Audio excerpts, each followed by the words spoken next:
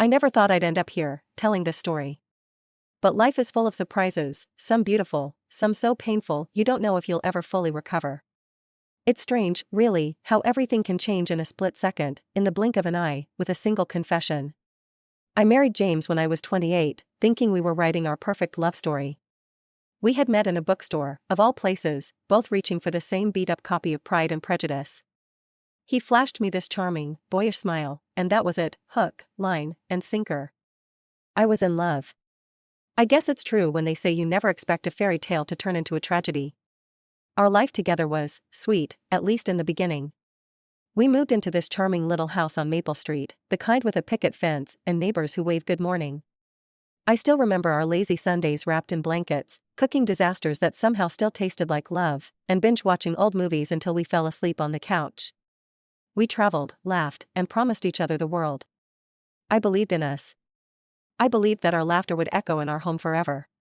But life isn't a movie or a novel. It's messy, unpredictable, full of twists and turns that catch you off guard. It started subtly, the way heartbreak often does.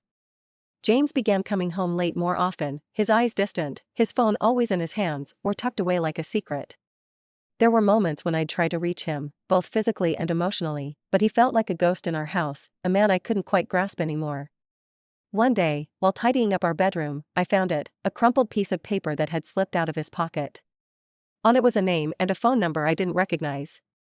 I remember staring at that piece of paper, my heart pounding, feeling a mix of disbelief and dread.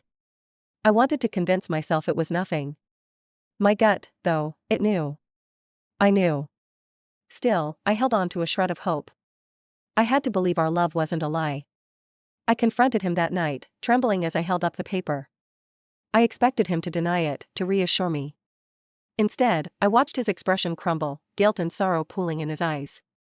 He told me the truth, and each word felt like a knife, like shards of glass cutting into my heart.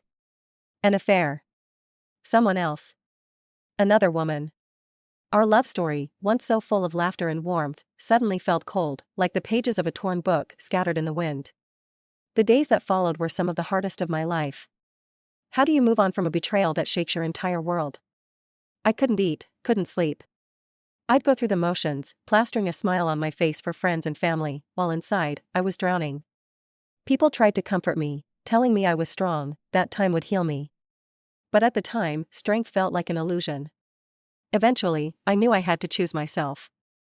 I had to walk away from the man I had once thought I'd grow old with. We signed the divorce papers, and I packed up my things, my favorite books, some old photographs, memories I couldn't let go of just yet. Our little house on Maple Street was no longer mine, no longer filled with the warmth we'd once shared. Starting over was brutal. The loneliness was like a heavy, suffocating blanket. I'd lie awake at night, staring at the ceiling, replaying every memory, wondering where I went wrong, how I missed the signs. But there were moments, too, of clarity, moments where I learned to breathe again. I went on long walks, letting the world remind me there was still beauty in the simplest things. I picked up journaling, pouring out every ounce of hurt, every ounce of hope. One autumn morning, months after, I stood by a lake surrounded by golden leaves. The air was crisp, the sky impossibly blue. I closed my eyes and breathed it all in, allowing myself, finally, to let go of the life I had imagined. James had betrayed me, yes, but he hadn't taken away my spirit. He hadn't destroyed my ability to feel, to dream, to love again someday. Life isn't perfect. It's not a fairy tale. But it's mine, and I'm learning to love it again, piece by piece. My heart is scarred, but it's still beating, still full of hope. I'm still here. And that, for now, is enough.